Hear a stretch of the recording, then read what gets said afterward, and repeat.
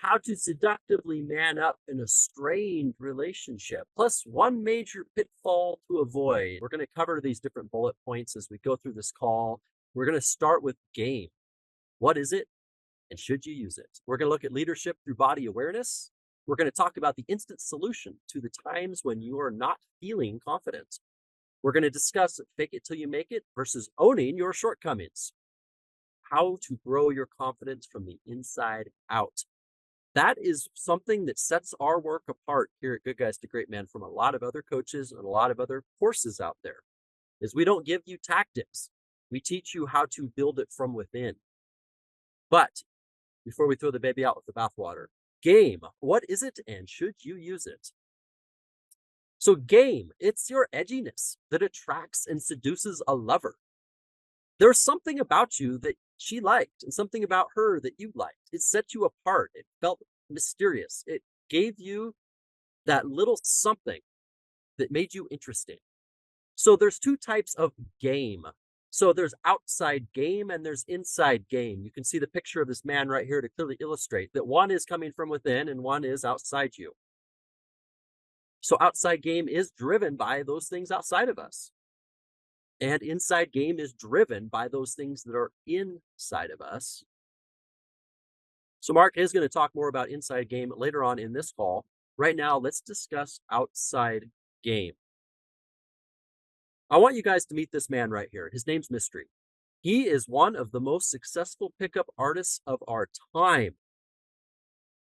This man has seduced hundreds of stunning women most of us would consider way out of our league. Like, I've seen these ladies. Like, they're 11s. His easiest targets were married women. You can read about this in the books that were written about how they practice their pickup artistry. So I'm curious what you guys have to say when you just see this man. I want you can put this as a direct DM to me if you don't want to put it in the public chat, but in the chat here in Zoom, put a 1 in the chat if you feel kind of repulsed by this man you're looking at, and put a 2 if actually you feel respect for him. I'm really curious just to see the vibe that you guys come up with. So let me get my chat box up here. Well, the ones have it so far. Do we have more 1s than 2s? Oh yeah, they're still rolling. Look at that. A couple of 2s, but 1s are absolutely outweighing. Okay. Well, Robert's taking the safe route and he's saying 1 and 2. So that's good. That's acknowledgement, because often we feel multiple things at once. We can be repulsed and yet distinctly attracted to something. Another 2. Okay. So there's a little bit of both, but a lot of 1s. I was really curious what the guys on this call were gonna think about this. Let me get him back on the screen here. What's your number, Garrett? When my marriage was falling apart, and I looked outside me at the men that were getting all the women and getting the attention and the affection and seemed to have the attraction that I wished I had in my relationship, and then I saw this is the man getting it, I was instantly repulsed. Because, like, here I've been the good, conservative, solid, valued Christian man who's done everything right by the book, and I can't even keep a woman in the house. And here's this guy out here, and he looks like a freak in my world. And I'm like, how is he getting the very thing I want? And how is he getting married women? Like, I felt repulsed that he would even cross that line. But now that I've been doing this work for a while, I have a different perspective on this. Because here's the thing. He's attracting women. Okay, unless you're bisexual, if you're thinking that, wow, this guy's, man, look at that. I wish I was like that. Like, yeah, of course you're going to be slightly repulsed by him. You're not attracted to this because you're not a woman. But it just bears testimony to the fantasy world that women do live in, that it's quite erotic and it's quite spicy and it's quite beyond the mundane, boring thing that we think of. And so I have to have a little bit of respect now that this man is able to accomplish like an elusive, erotic pull from the feminine that I felt like I couldn't. I have experienced it more as I've leaned into it. But again, the thing that women crave isn't necessarily going to be the thing that men crave. Like, we crave different things. If you see that man, you're like, wow, that's an attractive man. Well, yeah, for you. It doesn't mean the feminine is attracted to it. We're different like that. We men can see right through another man's outside game. And I think that's what's really happening in these scenarios. Like, even when you watch an episode of like The Bachelor, you know how there's always that one stud that she's really into, then all the other guys in the house are like tearing him up because they can see right through his game. We can tell when he's a player, lies through flattery, and is grooming a woman for sex. And it's hard to have respect for that guy because we can see the facade. But the numbers don't lie. Women are intoxicated through flattery just as men are by beauty. This man plays on a woman's fantasies. Notice his outside game. See, that's what this man is representing, outside game. It's his outlandish attire. It screams, I confidently wear what attracts attention, and I don't care what people think of it. To women, this smells like confidence. When us guys see it, we see through it. So we got a whole different vibe from it than what a woman gets. But that's a key component here. It smells like confidence to the woman when she sees this outlandish attire or this bold demonstration. Doesn't mean he has it. So this is just that. Here we go. Outside game equals short-term results. The goal of the pickup artist is to rotate new women through his life in large numbers. Eventually, the intoxication of outside game wears off, and she sees the man for who he is. This doesn't mean we should never have a good outside game, though. Just as our wife shouldn't let her looks go just because she got married, right? We all know beauty's on the inside. Okay, that doesn't dismiss the value of outside.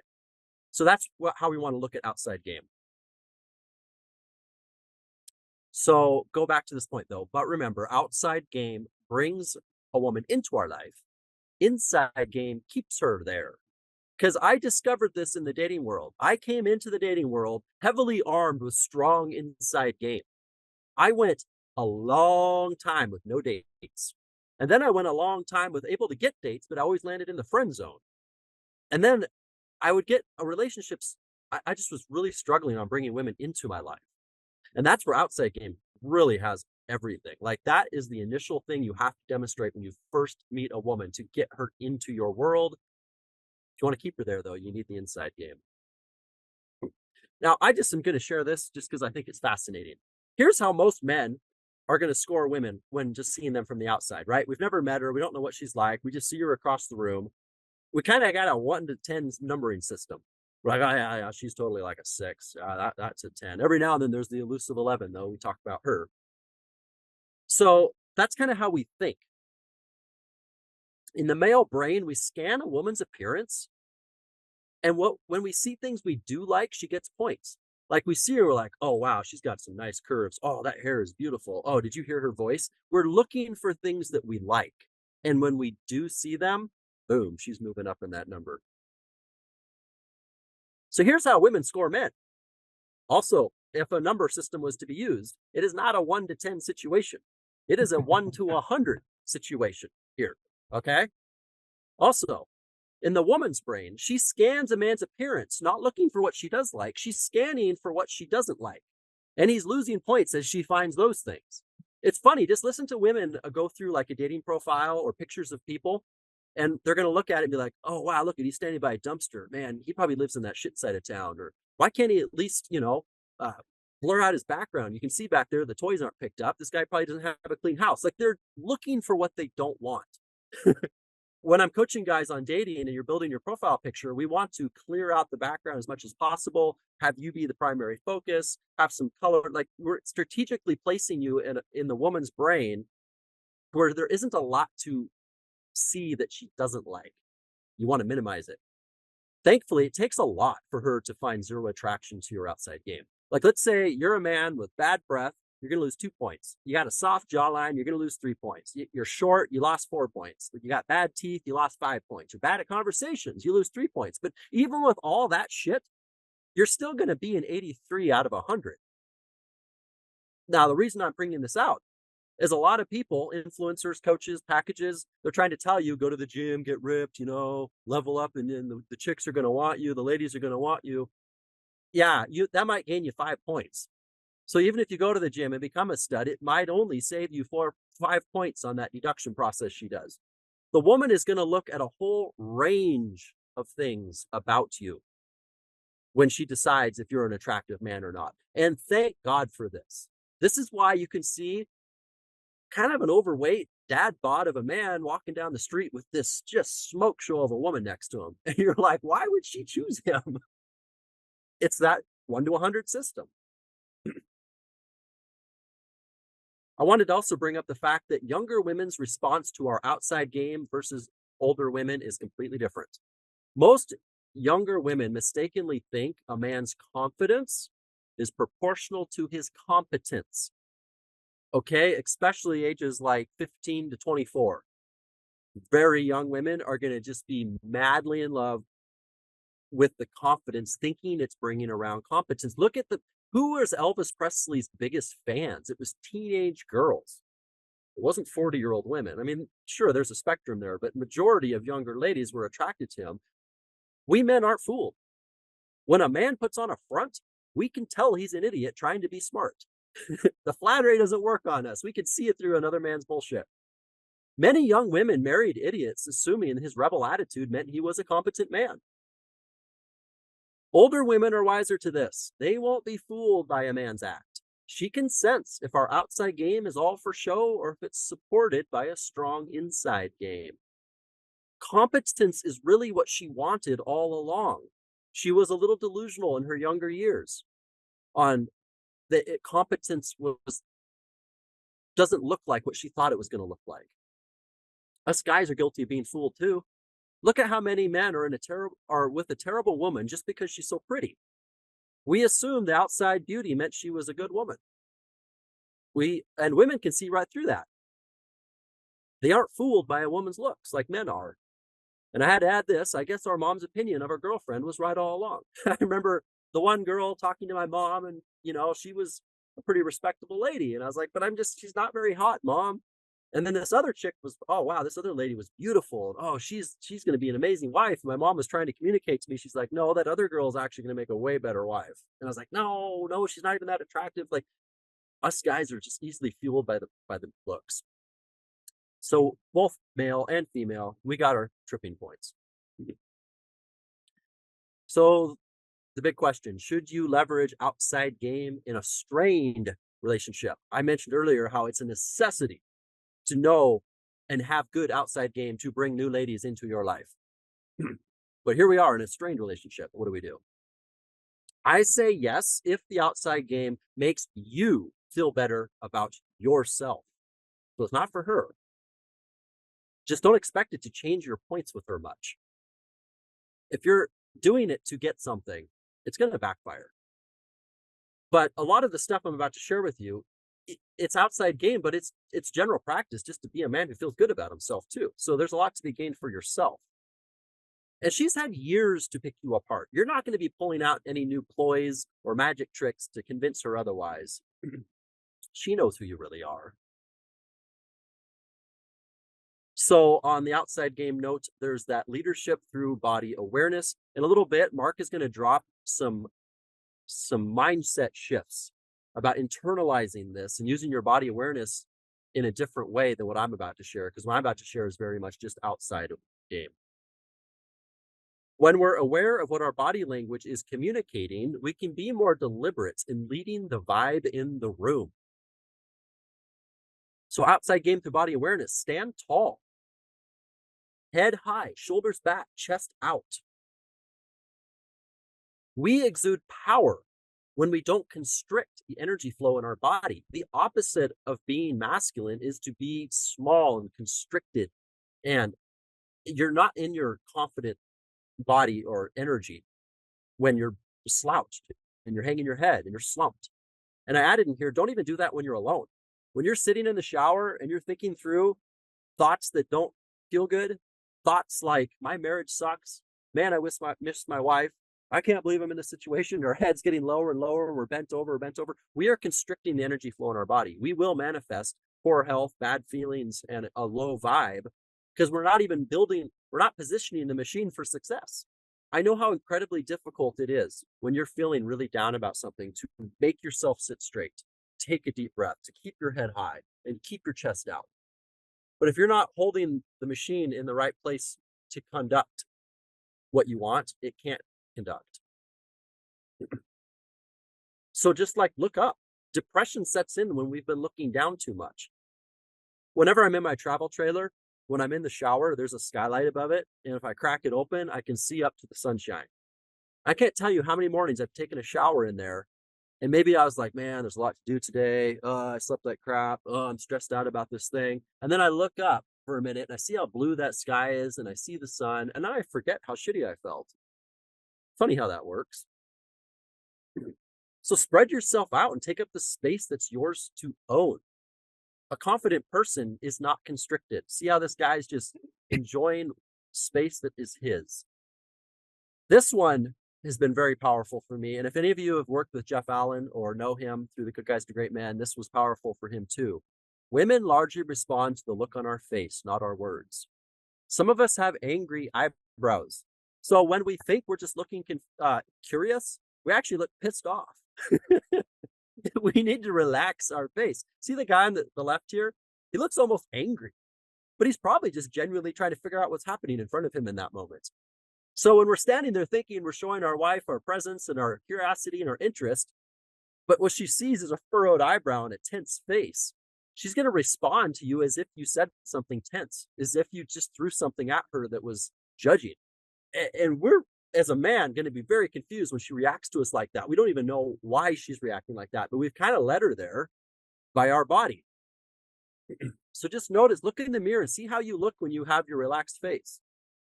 Notice how you look when you have your tensed face. Like, what is going to communicate the vibe that you're wanting to offer?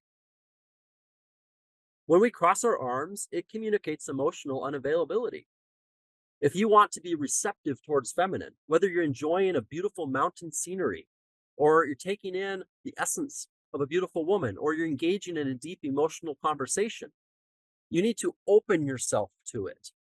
That's gonna lead her to open into you because of the container you're creating just by the outside vibe you're putting out. Tapping our foot, fidgeting, quick movements communicates we don't have the strength to handle her emotions. So if you're sitting there and you're tapping your finger and bouncing your leg and moving around quick and you're not being slow and deliberate and intentional with your body movements, what she perceives that as is if I unload the chaos that's within me into this man's consciousness, he's going to spin out. He's going to go berserk. He's not going to be able to sit with it. A woman can sense, and we always use Dan Dorr as a prime example of this. If any of you have been on Zooms with him or met him in person, you'll know that he is a man that creates attention in the space. You can sense that he can hold the energy. She could unload all the energy she wants at him and he can hold it. And when a woman senses that, it makes her skin buzz. Like, have you ever seen that girl that was so beautiful that it gave you chills? Well, women get that chill when she can sense you have that holding energy of just being able to sit with it. It's the opposite of the needy, desperate, sexually deprived energy that we can exude sometimes. Another practical pointer is just let her be the first to break eye contact. Close your mouth and breathe through your nose. An open mouth communicates lack of confidence. Stop using weak words. When she asks, what are we doing tomorrow? Don't say things like maybe, probably, I don't know. That's just my 2 cents. We'll see. You can cut all that crap out of your vocabulary. What you say is valuable. Speak it like it is. Hold yourself in respect. If you expect people to respect you, you got to respect yourself. So your words are going to communicate that self-respect. So using outside game to feel better about ourselves. So things like getting exercise. It only takes like 10 push-ups every morning to help our brain release feel good endorphins. I don't even have to talk about this. Obviously, eat shit, you feel like shit. Match your haircut to your head shape. Women are so aware of what goes with what. They have no problems picking out outfits, choosing what paint colors complement themselves, what carpet we should get because we got those curtains. The same when she sees us. She wants to sense that congruency in I know I'm not sure the words I'm looking for right here. Let's just say that she can feel when our hair shape or our beard shape doesn't even match like the shape of our body. It just feels off and wrong. like the wrong color carpet in the wrong room. So there's apps you can download or there's websites you can go to confirm what your face shape is so that you're helping it not have that off feeling. You can trim your beard to accent your jawline. Notice how this guy pointed out, if you trim your neckline too high, you'll expose that soft area under your neck. And women like to see those clean angles. When it comes to making your beard sexy, it helps to either have varying hair lengths. Notice that Brad Pitt there, he's got like stubble in the middle, but longer on the end, longer in the back. Like those varying lengths is sexy. Just a 5 o'clock shadow is not sexy, but the varying lengths makes it sexy. See the guy in the middle? He's got those straight lines. See how the guy on the far right, even though he's got a heck of a beard, it's still trimmed on those edges. It's not frizz attack. This one I found interesting. After talking and reading a lot of dating books and men that have been with a lot of ladies and have asked this question, and I've asked this question, ladies too, don't shave your pubes bald. Most women want to see your manly hair down there.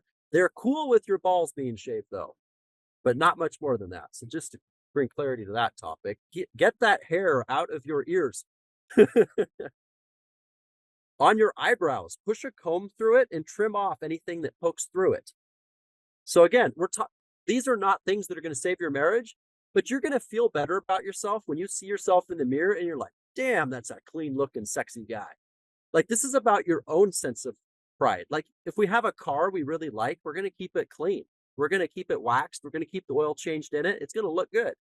And we're going to feel better about ourselves when we're in that vehicle. This is a vehicle. Our body's a vehicle. We're going to take care of the vehicle for ourselves.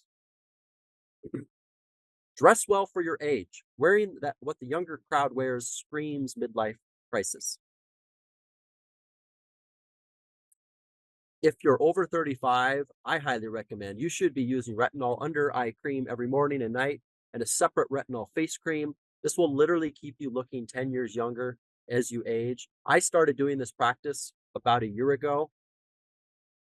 And for those that are going gray, where they haven't got to the point yet where they can really rock the salt and pepper, you know what I'm talking about. I'm coming into that phase in my early 40s here where there's enough, it doesn't look right yet. Just, you can use something like Just for Men to keep the color looking fresh and solid. So here's my personal face. Here's my mugshot. These pictures were only taken like 3 weekends apart. Notice what my face looked like before I used retinol and look after. Notice it took away my red spots. It took away the crow's feet around my eyes. Obviously, my beard's frizz attack on the left. I started trimming it so that it accented my jawline. And I cannot tell you the amount of matches I started getting on the dating app dramatically improved just by changing my mugshot like that. And those products helped me get that sharper look going on. For some of us, we are extremely pale in the winter.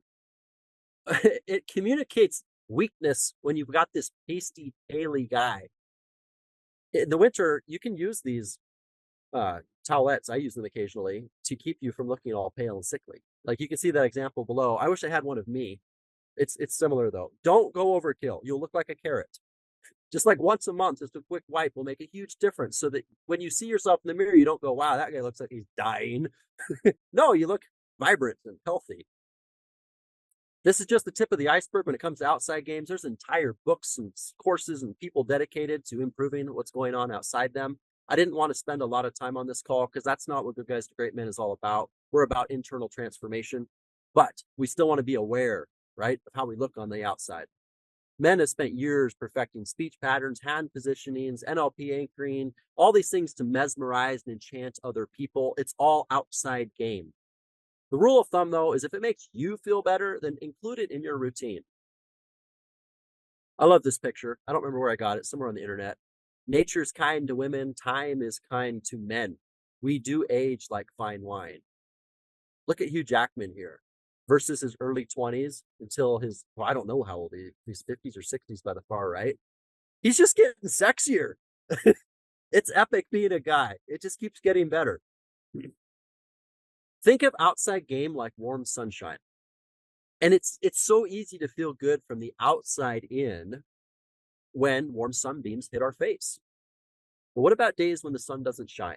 See, that's the problem with just focusing on outside game, because when it's gone, you got nothing. In a strained relationship, the sun is not shining. The biggest pitfall to avoid when in a gloomy situation with a relationship is trying to use tactics in outside game to reattract your wife. Like, you're not going to go out there, use a tanning towelette, and look sexy and save your marriage. That is not how it works. We're going to be continuing this call talking about the development of the unflappable inside game.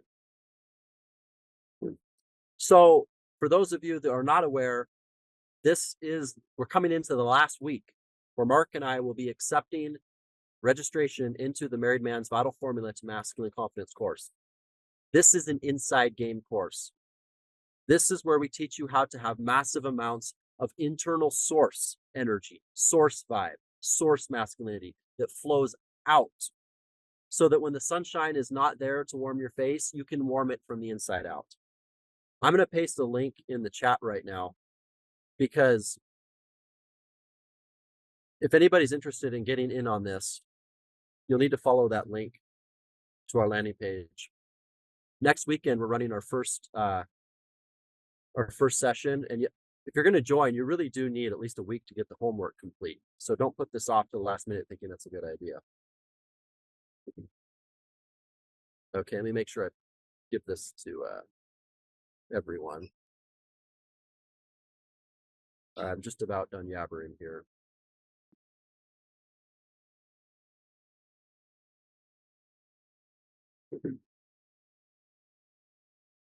So just to get you, Mark, set on the right trajectory, I'll remind everybody where we're headed. So Mark is now going to talk about inside game.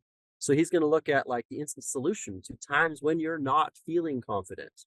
We're going to talk about fake it till you make it versus owning your shortcomings, and how to grow your confidence from the inside out. Thank you very much. So that was a breakdown of the fundamentals of outside game. Outside game is essentially what we do outside, their behaviors, they're how we approach our appearance. It's what we project outward, right? It's our facade. It is important. But outside game on its own very often equates to arrogance.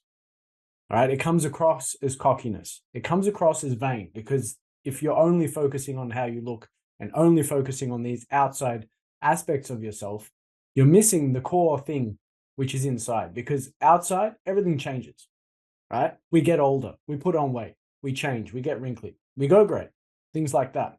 It doesn't mean we have to become less attractive. It doesn't mean we become less attractive over time.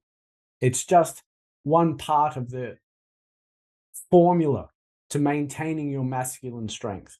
So outside game is all about your behaviors and how you present.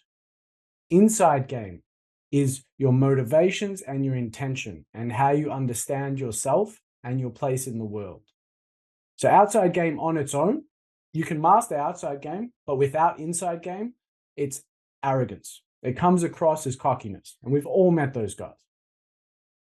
The flip side of that is inside game on its own. You might have a full Zen-like demeanor on the inside. You've got an understanding of your emotions. You've got an acceptance of what is within your control and what isn't within your control. And yet without outside game, it equates to inaction. We can have all the inside game we want, right? We can be completely fine no matter what happens in life. But without a degree of outside game, there's no actions that we can take. We don't do anything with that. So that's why it's very important to find the balance between the two. Outside game is important, but it's not the be all and end all. Inside game is important, but it has to be used in conjunction with very specific actions as well. So outside game is important, but now we have to understand what the inside game is. Inside game and the understanding of what it is comes down to emotional confidence. It comes down to having the ability to express what is going on inside us. Who here struggles with that? Who here has feelings and emotions but can't quite find the words to express them. I remember I was emotionally retarded. I couldn't actually explain anything that was happening inside me. I was having feelings, I was having sensations, but I couldn't put a word to them. When we're in that place of immaturity, it's very, very difficult to connect to a woman. A woman wants to know what's happening inside us. She doesn't want to be made responsible for what's happening inside us, but she does want to know. Part of the journey for her is connection through communication. It's about how you show up and how you express yourself. You're stressed at work? That's fine. Share that you're stressed at work, but don't expect her to fix that stress for you. That's the difference. So inside game is about self-reflection. Inside game is about understanding what your feelings mean to you and what they are telling you. It's a different way of using the feedback that we get from our bodies. So leadership through body awareness. The key to that is recognizing what is actually happening in our bodies. If we're in a tense situation with our wives, partners, girlfriends, our bodies are going mental. All right? We've got warning signs all over us. We're tensing. We start sweating. Our heart rate elevates. All right? For me, my jaw starts tightening. I get my breathing shifts from my belly, where it should be, up into my chest, and shallow breathing. Whenever I'm experiencing any of those symptoms, the problem isn't the fact that I'm doing those things, but they are a warning sign as to the quality of my thinking in that moment. I know that whenever I have any of those experiences, whatever is going through my head can't be trusted. I know that because what I'm feeling in my body is a direct reflection of the quality of my thoughts. We cannot have a feeling without a thought preceding it. It's not how we work. So start using your body and your feelings and emotions as feedback, as information. They're not instructions, all right? I often get the feeling that I want to smash the computer keyboard that is in front of me. If I listen to that feeling, I would be I would have gone through a lot of different keyboards. But I can make the choice not to take action. I can have the feeling without partaking in what it wants me to do, right? And we can all do this. I know that because we all have experienced walking down the street and we see an incredibly beautiful woman. None of us here have had to go and jump on her. None of us went into a deep depression because we couldn't have her. We had feelings, right? We had desires, we had sensations and emotions around it. And yet we didn't need to do anything about them. That's the key distinction. So start recognizing what you're going through physically, right? Don't use them as instructions.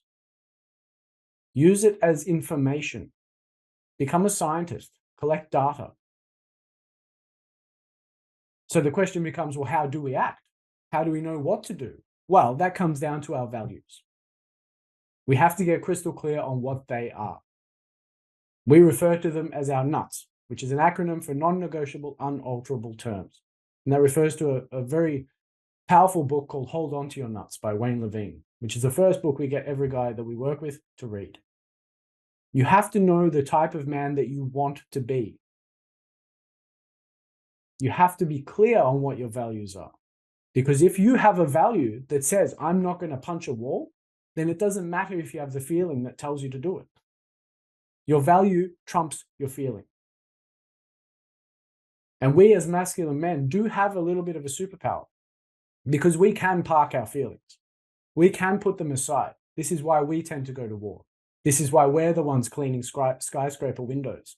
This is why we're lopping down trees, 100 feet in the air. Because we can put aside our fears and emotions around something in order to do it. This is a challenge for women. It's not impossible, but it is a little bit different for the feminine. So start recognizing what your values are and take note of how your body is communicating to you. Right? It's giving you a lot of subtle hints and feedback. Has anyone got any questions?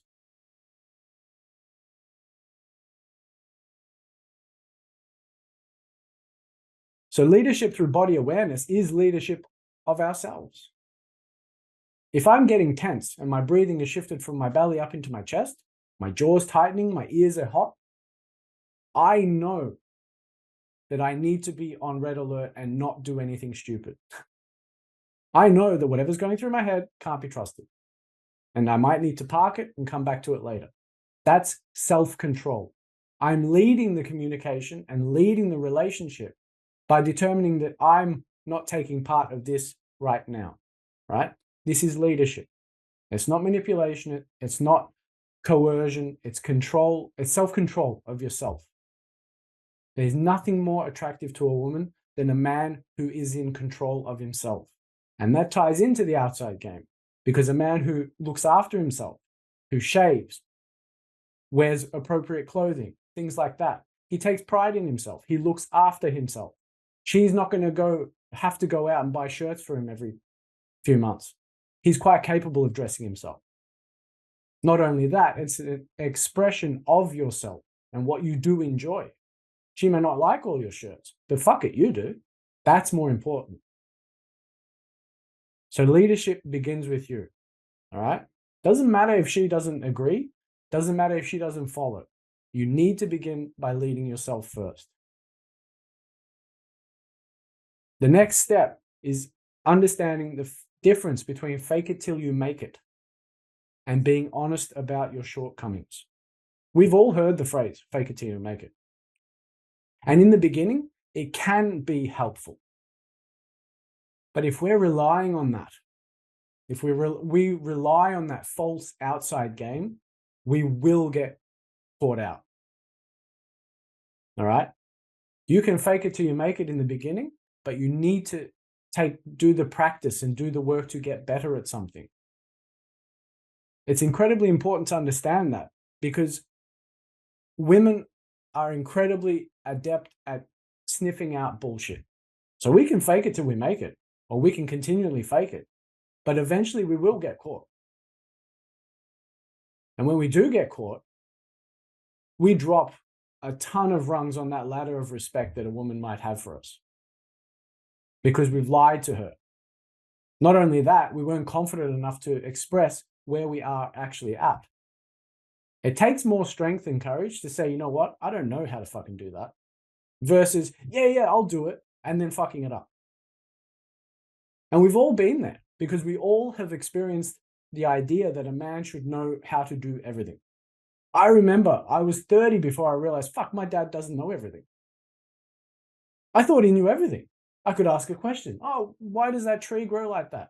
He didn't know, but he felt like he had to. And I experienced that because when my children started asking me questions, all of a sudden I noticed that I was talking shit. I didn't know the answer, and yet I felt obliged to say it.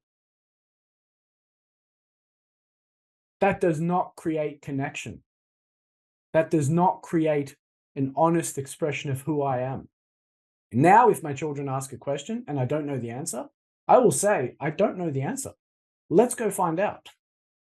Let's look it up, or let's look in a book and try and work it out. And lo and behold, they haven't lost respect for me. We've connected much deeper because all of a sudden we're both human. No human knows everything. No one's perfect. Can you see the difference? You can act like you know everything, or you can just be honest and say, you know what, I don't know, but I certainly have the ability to find out.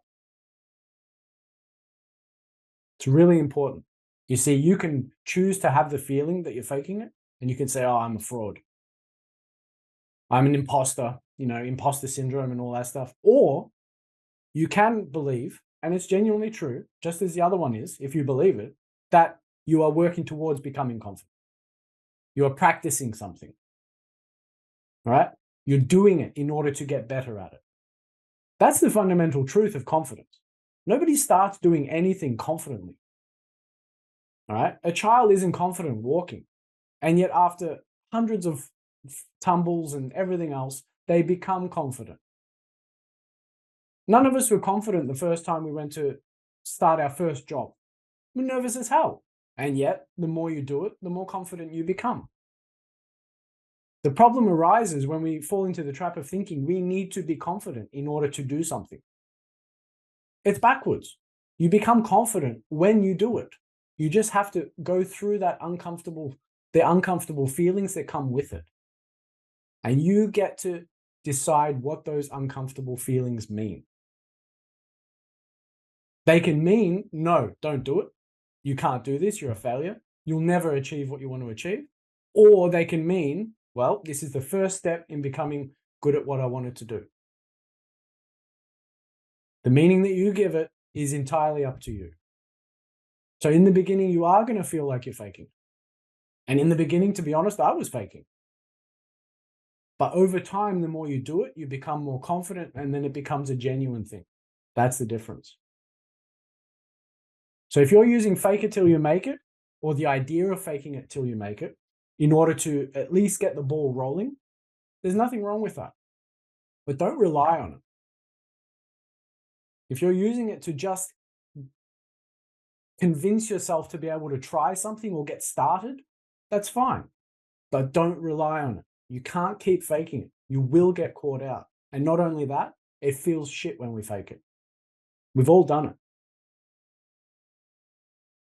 The more in tune you are with your values as a man, the worse it feels when you live against them or do anything that contradicts them.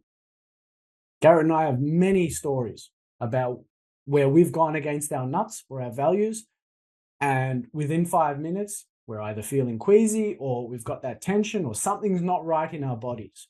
And then the moment we acknowledged, oh, fuck, I just did something that I'm not proud of, the feeling abates. It just immediately goes away. So it's all up to us. All right. Confidence is a byproduct of action.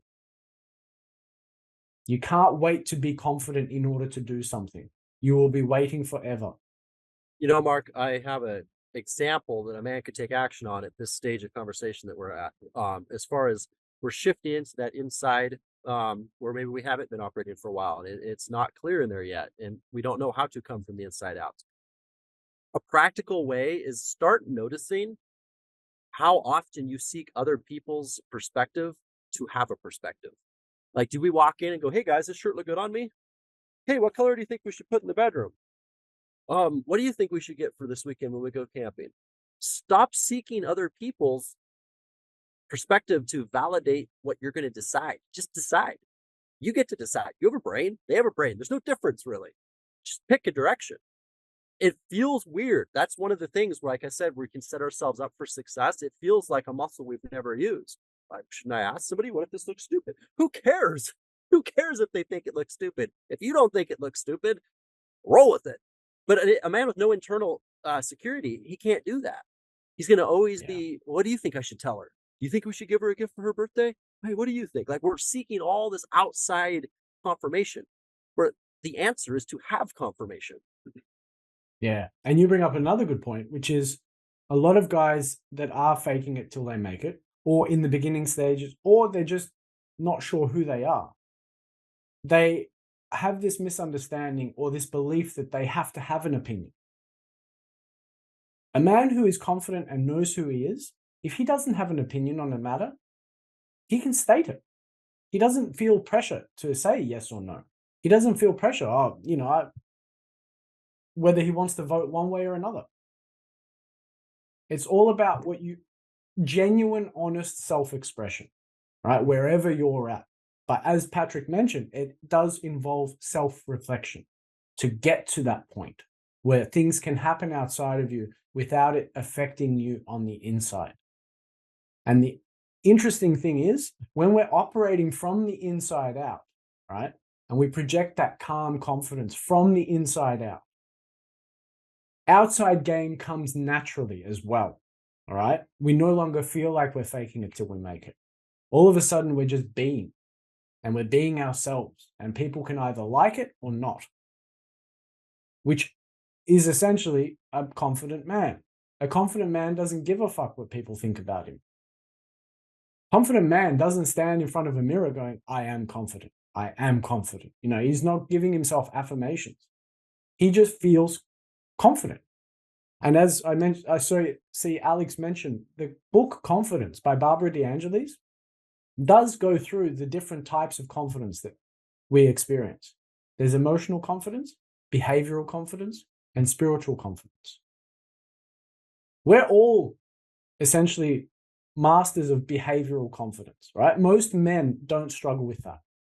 Behavioral confidence is the confidence to be able to do something. If we don't know how to do it, it's the confidence to know that we can learn how to do it. YouTube's been great for that. You can learn anything. And as men, we all know that we have the ability to do it. Okay? Emotional confidence is what I started talking about in the very beginning.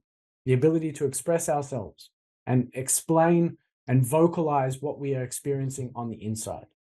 That means creation of a vocabulary. That means having the balls to use it. Spiritual confidence is an understanding that whatever happens, you will be okay. And that is the truth. You might get divorced, you might get cheated on, someone's going to die, right? But in the end, you will be okay. Because the worst thing that can happen is you're going to die. And then none of it's going to matter anyway. Let's put this into perspective. In the end, we're all going to die. 3 generations, no one's going to know our name. Consider that when you're feeling afraid, or you feel like you lack confidence, or you don't have the courage to do something in order to become confident at it.